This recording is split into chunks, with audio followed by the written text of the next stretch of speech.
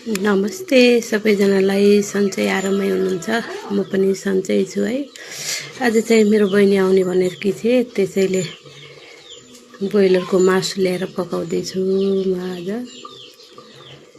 धेरै दिन भयो आएकी थिएन, पनि बास बस्ने गरेर आउने होइन, दिनभरिको लागि आउने हो। खाना यतै बनाएको छु मैले, उसैको लागि तरकारी ल्याएर पकाएको है।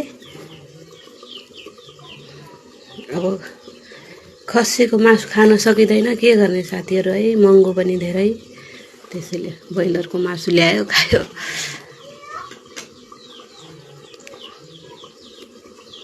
अब देखाउने भनेको यस्तै त हो, दुःख देखाउनु छैन।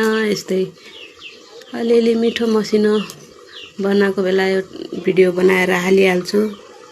दुःख देखायो भने दुनियाँले खिसी काट्ने है, त्यसैले यत्तिकै भिडियो बनाएर हाल्छु। मासु पनि पाकेर रेडी भयो। अब मेरो बहिनी चाहिँ आइपुगेकी छैन, आउँदै होले, फोन पनि उठाएन। मासु पाकेर रेडी। बाई बाई सबैलाई।